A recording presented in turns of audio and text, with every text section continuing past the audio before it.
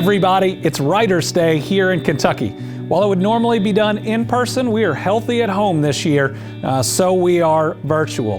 But what better than Writers' Day and all the amazing Kentucky writers that you're going to hear from to help us stay emotionally and intellectually strong as we defeat this coronavirus. Remember, our creativity is what drives us to do great things as Kentuckians. And I know today you're going to hear the types of works that make you just be recommitted to doing everything it takes to protect our fellow Kentuckian. Thank you to everybody participating, everybody watching. This is Team Kentucky, and we're going to get through this together. Thank you, Governor. I'm Chris Cathers, Executive Director of the Kentucky Arts Council. And through the Kentucky Arts Council, we award more than 120 grants and matching grants annually to artists, schools, libraries, community organizations, and arts organizations, many of which are directed at promoting the literary arts in our state. Programs like the Arts in Education Teacher-Initiated Program, which promotes collaborations between teachers, students, and professional writers to help design and implement arts programs in our schools, help to foster the Kentucky Arts Council's rich tradition of excellence in the literary arts. The Al Smith Individual Artist Fellowship is a program that recognizes and encourages the artistic excellence of individual Kentucky writers and other artists by providing cash awards and enable them to continue their work. The Kentucky Poet Laureate program honors the poet's lifetime achievements in literature. The program is a testament to the tremendous literary talent in our state. Today, Kentucky Poet Laureate Jeff Worley will be joined by some of our former Poets Laureate and the state's Poetry Out Loud champion. Now let's hear from Tourism, Arts, and Heritage Cabinet Secretary Mike Berry. Today we celebrate Writers' Day, a time-honored tradition in the Commonwealth.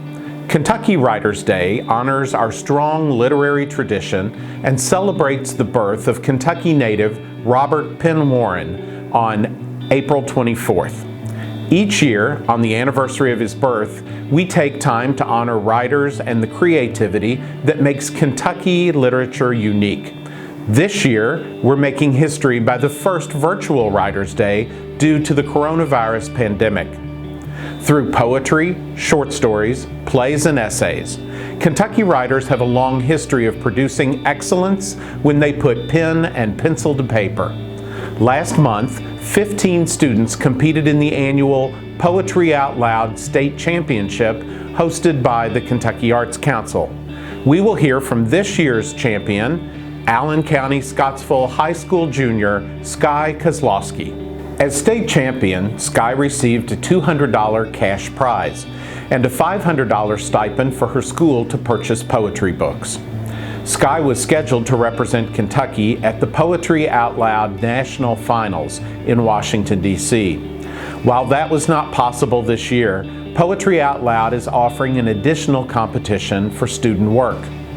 2020 state champions and students who advanced to the finals in states that were not able to host competitions this year will have the opportunity to submit written or spoken poetry. Some of the pieces may also be featured on the National Endowment for the Arts and Poetry Out Loud websites. Although Skye will not be competing in the national competition, we are pleased to include her winning recitation as part of today's celebration. So please join me in welcoming this year's Poetry Out Loud state champion, Skye Kozloski. Skye Kozloski.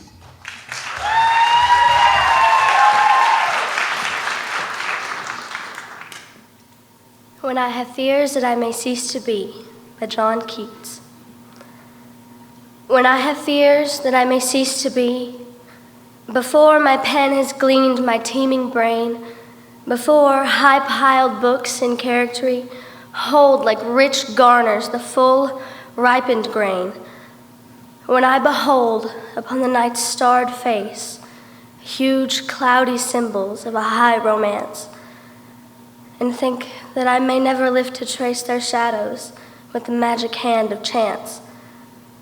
And when I feel, fair creature of an hour, that I shall never look upon thee more, never have relish in the fairy power of unreflecting love, then on the shore of the wide world I stand alone and think, to love and fame to nothingness do sink.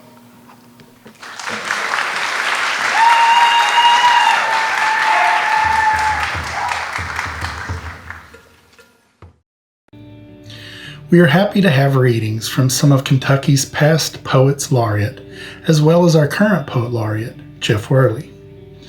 We'll start though with Richard Taylor. Richard served as Kentucky Poet Laureate from 1999 through 2000. He's the author of 2 novels, several collections of poetry, and several books relating to Kentucky history, the most recent of which is Elkhorn, Evolution of a Kentucky Landmark, winner of the Thomas Clark Medallion and a publication award from the Kentucky Historical Society. He is the Keenan Visiting Writer at Transylvania University and is currently working on a collection of essays. This is Richard Taylor. I want to share several poems for Kentucky Writers' Day. The first of which is by a writer I've increasingly grown to admire named Mary Oliver. And it seems to me this poem in many ways embodies our times. Mysteries, yes, is the name of it. Truly we live with mysteries too marvelous to be understood. How grass can be nourishing in the mouths of the lambs. How rivers and stones are forever in allegiance with gravity, while we ourselves dream of rising. How 2 hands touch and the bonds will never be broken. How people come from delight or the scars of damage to the comfort of a poem. Let me keep my distance always from those who think they have the answers. Let me keep company always with those who say, look, and laugh in astonishment and bow their heads.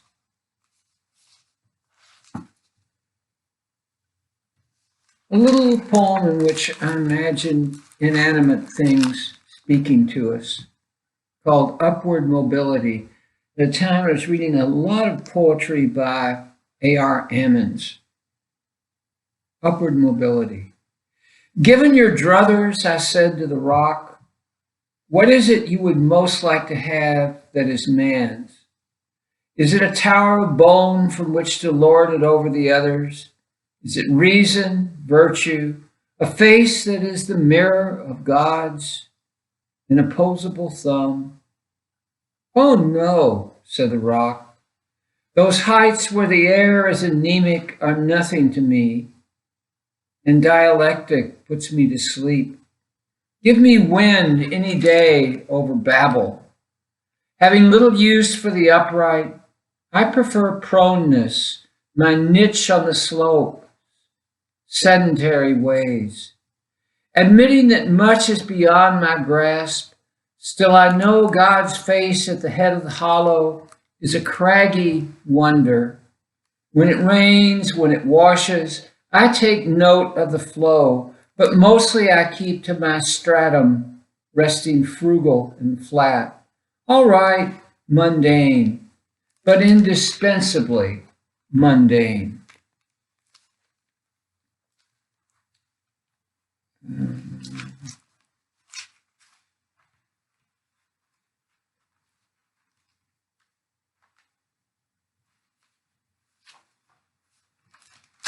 Night driving.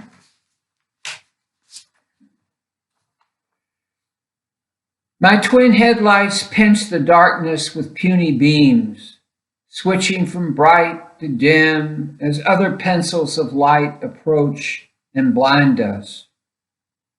Knuckles slack on the wheel, we trust a faceless metal as we hurtle through the dark.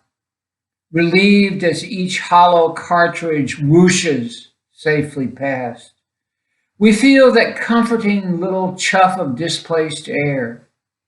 Opening our windows, it passes over the skin like a feathery surf.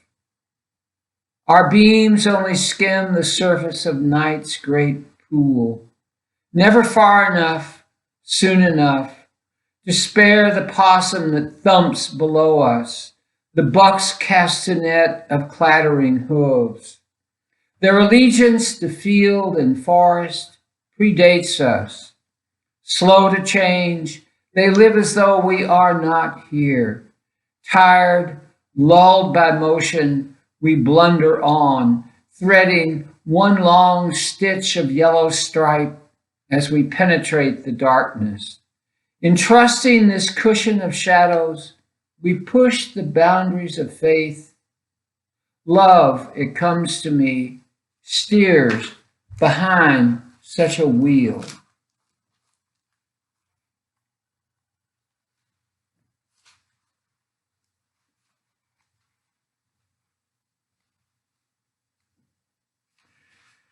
A spring poem on whapping my index finger with a roofing hammer. This time it happens on the garage, nailing shingles, driving steel on steel through asphalt, felt, and poplar sheathing, tacked down before McKinley was shot. Spring is still a murmur, the yard simmering with patches of scrawny green, wands in the water maples blushing lavender against the sober ridge. From his pickup window, Jim Haney waves, yells up to ask if I'm doing any good. Just enough distraction to skew the dropping hammer.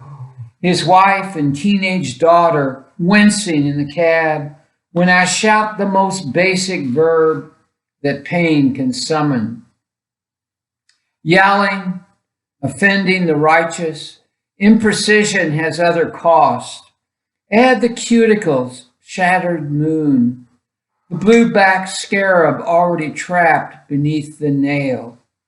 This throbbing cannot match even one forsythia, whose swollen buds muscle just now their yellow liberation into bloom. Thank you, Richard. Sena Naslund served as Kentucky Poet Laureate from 2005 through 2006. She's the author of 9 works of fiction, including critically acclaimed national best-selling novels Ahab's Wife, Abundance, a novel of Marie Antoinette, and Four Spirits. Her works have been translated into German, Spanish, Korean, Hebrew, Polish, Danish, and Greek.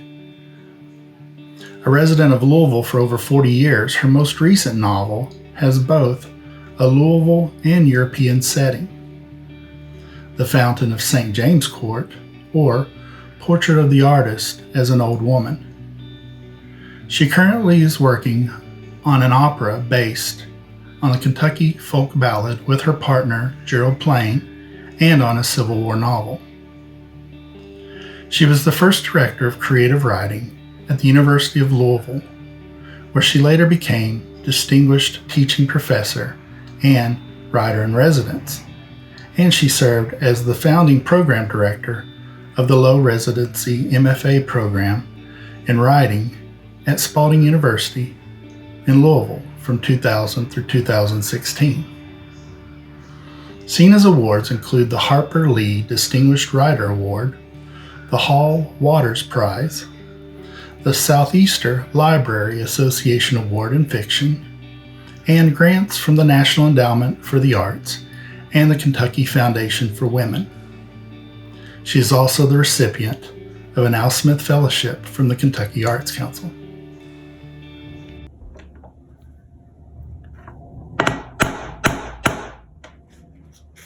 Hello, come on in. I'm Sena Naslund. I was Kentucky Poet Laureate for 2005 through 2006.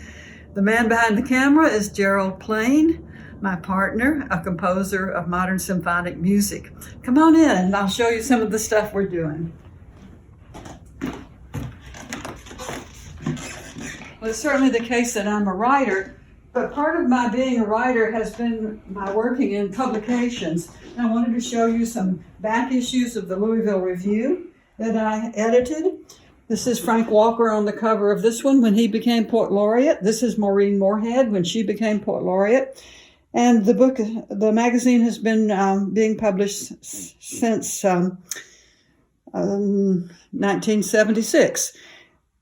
An offshoot of the magazine was the book publication, and I knew how difficult it was to publish a first book. So this press, named Fleur-de-Lis Press, publishes only first books and only books by people who have previously published in the Louisville Review. Our most recent book is by Dreama Drudge. It's this one.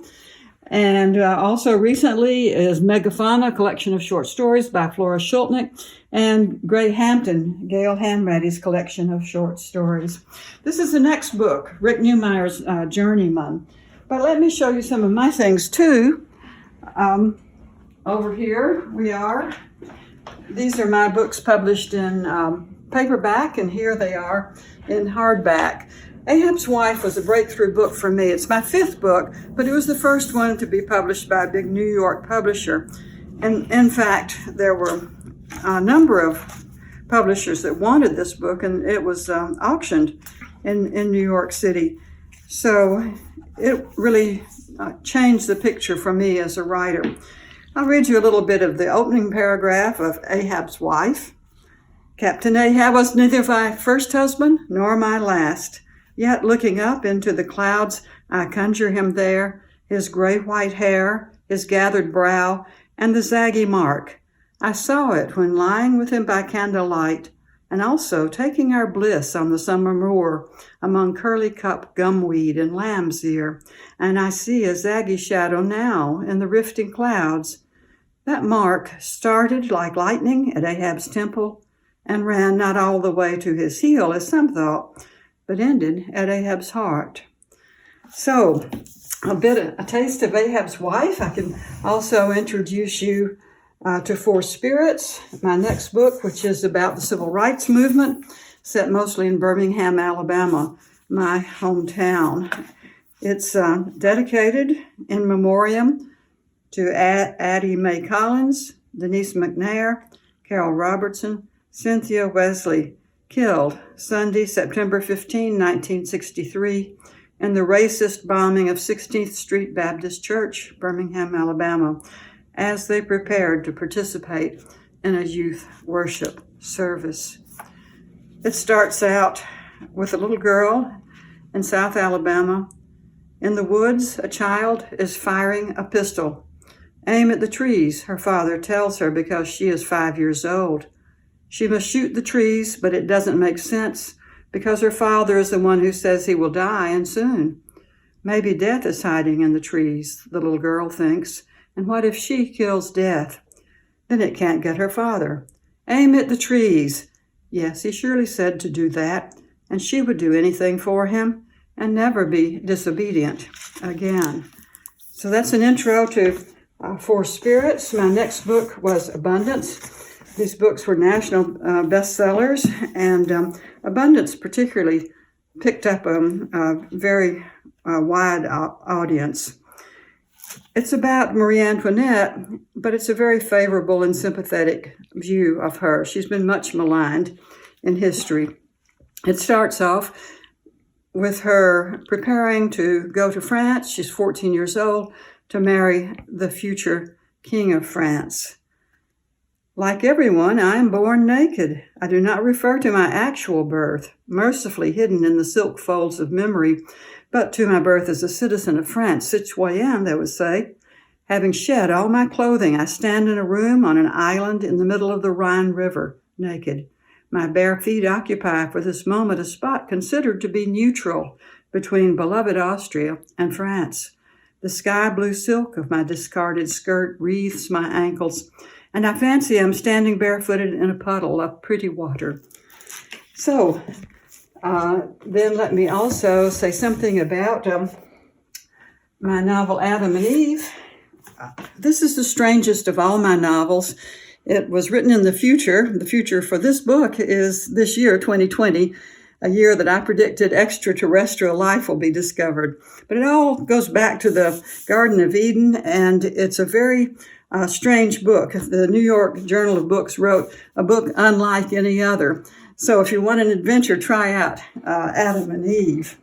Oh, I also wanted to mention that one of my earlier books, Sherlock in Love, is something that Rick Neumeyer and I have worked on, and others for a musical version of that. And that's in the works as well.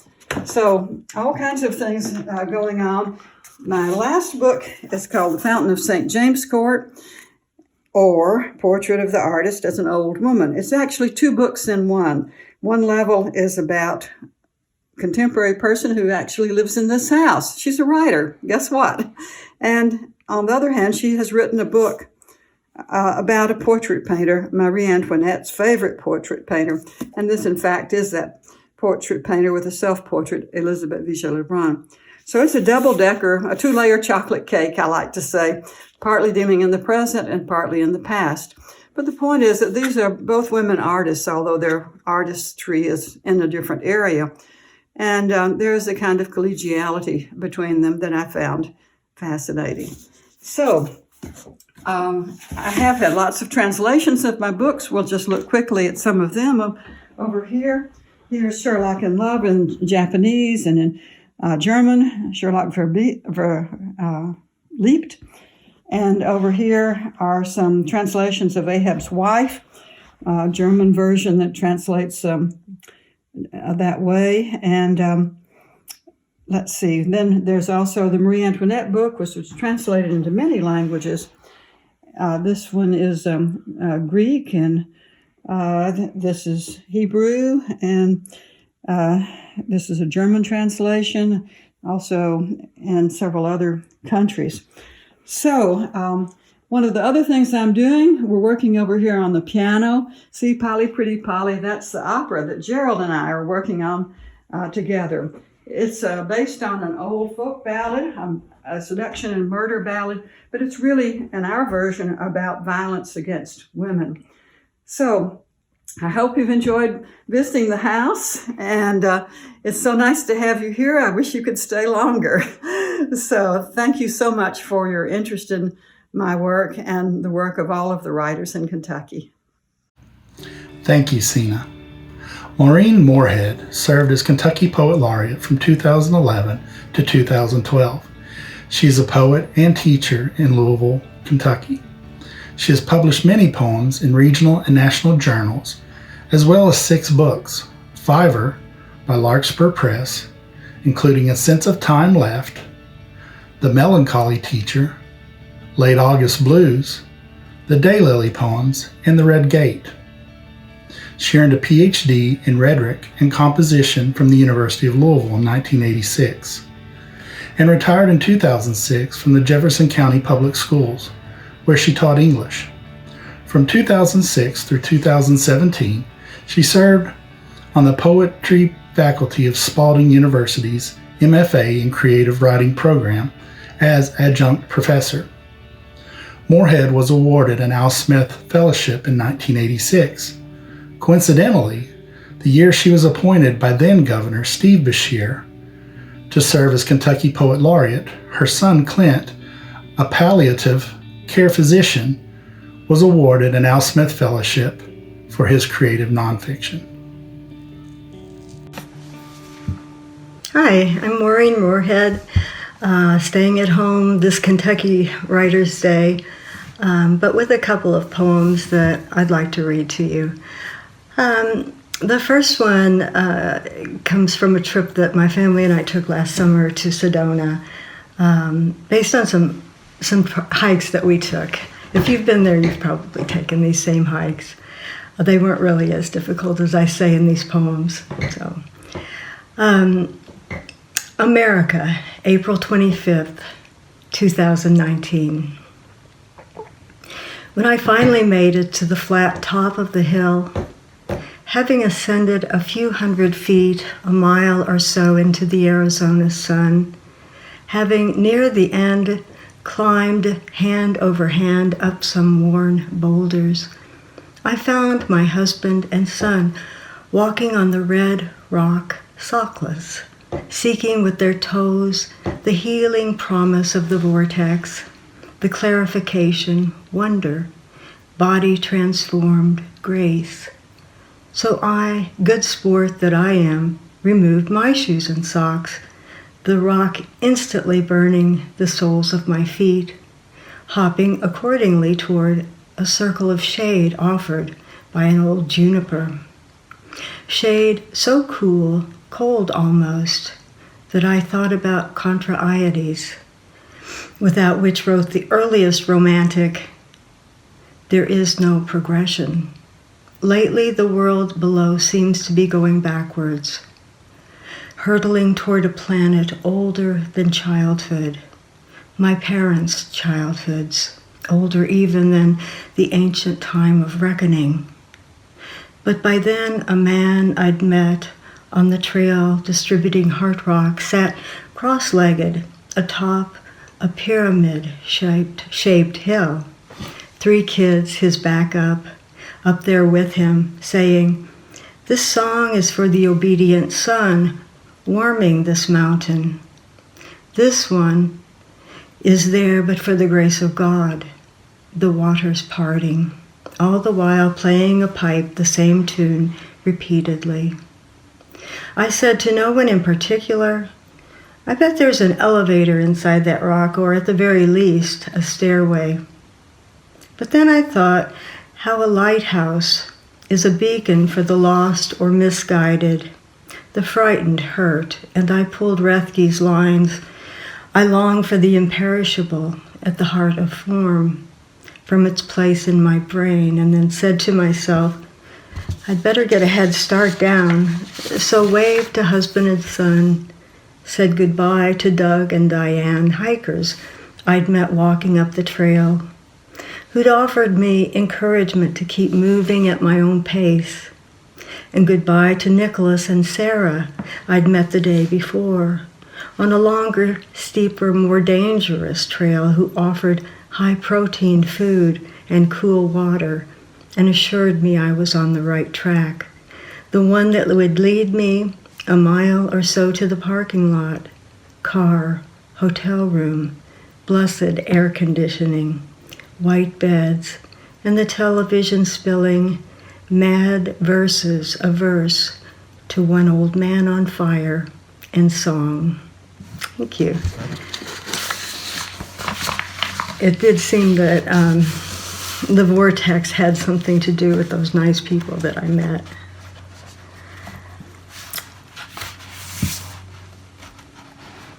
The Red Gate is the newest collection that Gray's Eyes of Larkspur Press printed.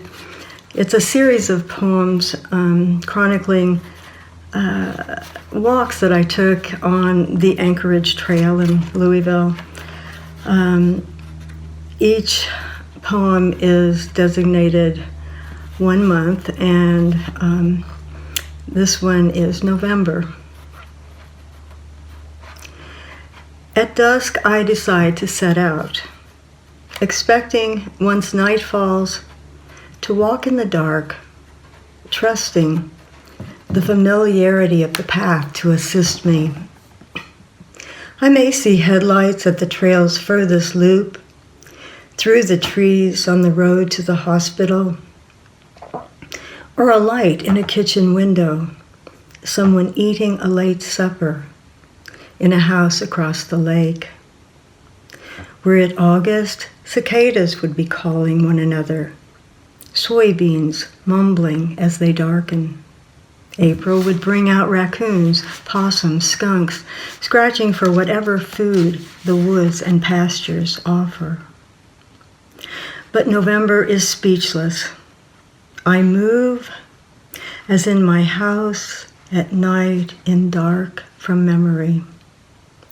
Neither bridge, sound as the steel and concrete they're made of, creak beneath one, dry grass beneath the other, says anything to warn or stop me. We're used to each other, though usually when I cross them, I'm returning rather than setting out.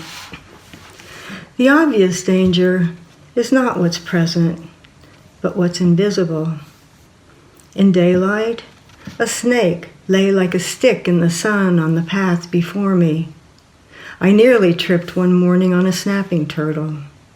Another time, walkers warned each other, watch for a large buck because it had charged a runner.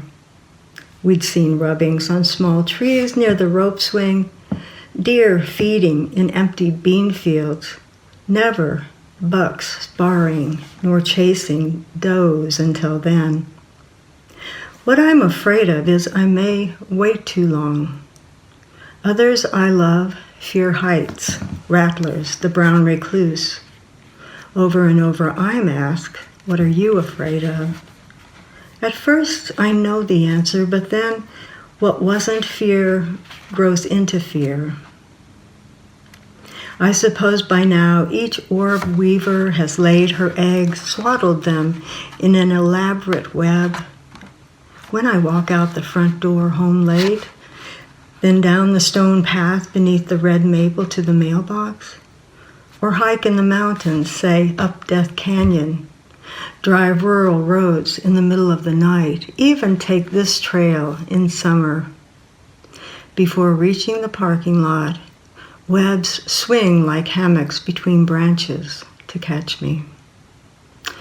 I wonder why I've yet to mention in any of these poems the outhouse west of the abandoned pumpkin patch.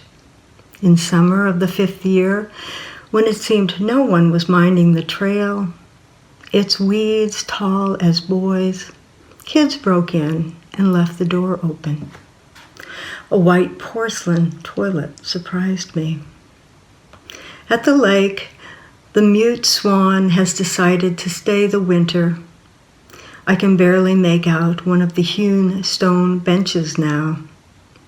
I would rest if my sister were with me. We could veer off the beaten path, feel our way to the amphitheater, sit a while. Should there be even a crescent moon later, or stars, I'd fear less. Move more quickly, talking myself more or less intact home. Thank you. Thank you, Maureen. George Ella Lyon has served as Kentucky Poet Laureate from 2015 through 2016. A native of Harlan County, George Ella writes in many genres for readers of all ages. Among her books are With a Hammer for My Heart, a novel, Don't You Remember, a memoir, Many Storied House, Poems and Voices of Justice, poems about people working for a better world, illustrated by Jennifer M. Potter and due out in September. Her books have been chosen for the Appalachian Book of the Year Award, the Aesop Prize, American Library Association's Schneider Family Book Award, the Jane Addams Honor Book, the Golden Kite Award, the New York Public Library's Best Book for Teens list, and the Parents' Choice Silver Medal. In addition, George Ella is an Al Smith Fellowship recipient. The meadow does not know about the stock market. Today she is worth exactly what she was worth yesterday, a year ago, at creation. I don't mean property value, taxable assets. I mean milkweed and copper moths, honeybees, cow vetch, king snakes. Meadow life is not money. What rises and falls here are stems and flowers, leaves and fruit. No zigzag line of profit and panic, but the great wheel turning. Here God gives of her extravagance, and here, like flicker, viceroy, dragonfly, we come into our inheritance. The other poem I want to read is from a book that will be out in September called Voices of Justice. It's illustrated by Jennifer Potter, and it's all poems about people working for a better world. As always, when I'm working on poems, they have to teach me things that they require in order to find their being on the page. And this one was especially challenging. It's about the Trimates, Jane Goodall, Diane Fossey, and Barute Galdikas. And the more I worked on it, the more I realized that the poem wanted to be round.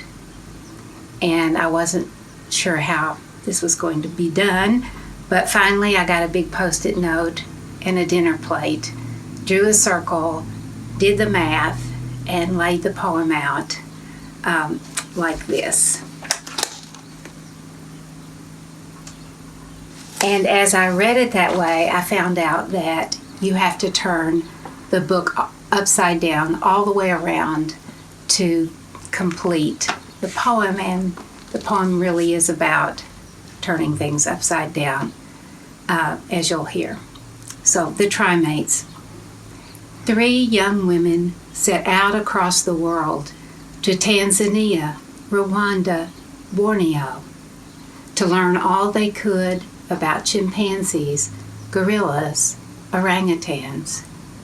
They hiked, climbed, and waded through rainforests, mountains, swamps, watching, mapping, reaching, discovering, teaching, fighting for the lives of the primates who cannot survive unless their habitats survive too. These 3 scientists shared a mentor, Louis Leakey, who called them the Trimates. And try they did. Not only in the field, they wrote about their findings to give people far away a glimpse of the beauty of these creatures and their homelands. They gave speeches to raise money to support the rescue not only of the primates, but of their habitats too. Though Fossey has died, her legacy continues. Goodall and Galdikas labor on. The Trimates' work makes clear that to save wild creatures, our love must be for life, not power, not money. That's what will save chimpanzees, gorillas, orangutans. That's what will save us and the whole round world. Thank you, George Ella. Jeff Worley is Kentucky's current Poet Laureate, serving from 2019 through 2020. Jeff received his Master of Fine Arts in Creative Writing from Wichita State University. Prior to moving to Kentucky in 1986, he taught in the University of Maryland's European Division in Heidelberg, Germany, the University of Cincinnati, and Penn State University. He has also served as a writer-in-residence and conducted poetry writing workshops at the Carnegie Center for Literacy and Learning in Lexington. He is retired from the University of Kentucky, where he was the editor and wrote for Odyssey Magazine, a magazine that covers research in the sciences and across the university. He is the author of 6 book-length collections of poetry. The Only Time There Is, a Midlist Press 1995, which won Midlist's yearly National First Book competition. A Simple Human Motion by Larkspur Press 2000. Happy Hour at the Two Keys Tavern, a Midlist Press 2006. Best to Keep Moving, Larkspur Press 2009. Driving Late to the Party, The Kansas Poems by Woodley Press. And A Little Luck, Texas Review Press. Happy Hour at the Two Keys Tavern was named co-winner in the Society of Midland Authors Literary Competition, won 2006 Kentucky Book of the Year in Poetry, an award given at the Southern Kentucky Book Fest, and was nominated for a Pulitzer Prize. Jeff has published over 500 500 poems in literary magazines and journals, including College English, the Three Penny Review, Poetry Northwest, Black Warrior Review, Chicago Review, the Georgia Review, Harvard Review, New England Review, Shenandoah, Double Take, the Sewanee Review, the Southern Review, and the Missouri Review, and in the anthology Writing Poems by Pearson Longman 6th edition. He has received 3 Al Smith Individual Artist Fellowships from the Kentucky Arts Council and a National Endowment for the Arts Creative Writing Fellowship. Good afternoon. I'm Jeff Worley, current Poet Laureate of Kentucky, and this is my backyard in Lexington. I'd like to read today 3 short poems, but first want to give a brief report on my first year as Poet Laureate. I should say my first 10 months, since the last event I participated in was in Frankfurt on March 3rd, the quite interesting Poetry Out Loud recitations by high school students who had won first place in their schools. It was a delight to see so many articulate young people breathe new life into poetry. During my time, I visited book groups, county public libraries, writing conferences. I judged poetry contests and read my poems and the poems of other Kentucky poets at 5 universities. I traveled just over 2,000 miles, including flights to Dallas and Washington, D.C., an event hosted by the Ambassador of the European Union. I loved all of it. And I want to briefly acknowledge what a challenging, even surreal time this is. And it seems to me, in a time like this of voluntary isolation, poetry more than ever is a way to bind the community together. Because of this isolation, a couple of weeks ago, my wife Linda and I sat on our front porch and talked about how important it was to take care of the older folks in our neighborhood. Miss Wilson, a few houses away, for example, who lives alone and is getting up in years. And just as we were having this conversation, we saw her, the first in our neighborhood to be out mowing her lawn. So we could see she was okay. A couple of hours later, a young couple rang our bell. They said, we're going to Kroger's. Do you and Linda need anything? And at that point, Linda and I realized we were the older people to be looked after. Which brings me to this poem, my newest, which I wrote 10 days ago. Our neighbor Andrea, who in the past has brought us one of her special pecan peach pies, brings us 3 rolls of toilet paper. Oh, Andrea, you are a sweetheart. Just when we were thinking of rationing this precious commodity square by square for the duration, you leave us a Kroger bag with the good stuff, 3-ply northern quilted. Not that we haven't loved your pies, but we've laid in a few Marie Callender's, rhubarb and razzleberry, so are fine pie-wise. When we've eaten a slice of your neighborly pie, we've thought of you. Now, this gift TP will do you the favor of thinking about something else, a different kind of deep cleaning, perhaps, or we'll hum Les Bon Temps Roués, the good times we hope will be rolling out soon.